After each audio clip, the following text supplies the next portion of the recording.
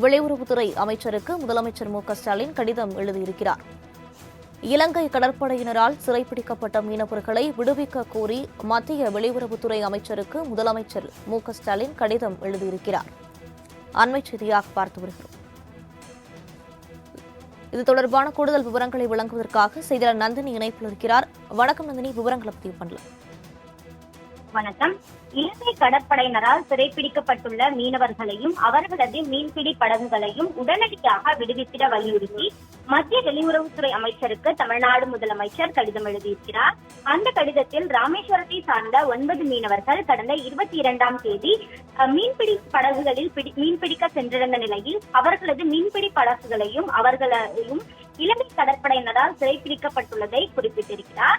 இந்த ஆண்டு ஜனவரி முதல் ஜூலை 22ஆம் நாள் வரை மட்டும் 250 மீனவர்கள் இலங்கை கடற்படையினரால் கைது செய்யப்பட்டுள்ளதை தெரிவித்துள்ள முதலமைச்சர், கடந்த 10 ஆண்டுகளில் ஒரு ஆண்டில் மேற்கொள்ளப்பட்ட மிக அதிகபட்ச எண்ணிக்கை இது என கவலையுடன் சுட்டிக்காட்டியிருக்கிறார்.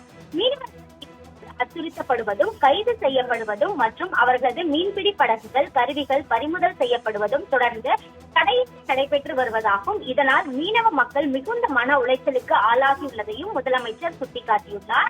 எனவே இந்த நிலைமையை தணித்திட உரிய தூதரக முயற்சிகளை துரிதமாக மேற்கொள்ள வேண்டும் என்றும் பிரச்சனையின் தீவிரத்தை உணர்ந்து இலங்கையிலிருந்து 87 மீனவர்களையும் 175 படகுகளையும் விரைவாக விடுவித்திட தேவையான நடவடிக்கைகளை மேற்கொள்ளுமாறு மத்திய வெளியுறவுத்துறை அமைச்சருக்கு தமிழ்நாடு முதலமைச்சர் கடிதம் மூலம் வலியுறுத்தி கேட்டுக் கொண்டுள்ளது குறிப்பிடத்தக்கது.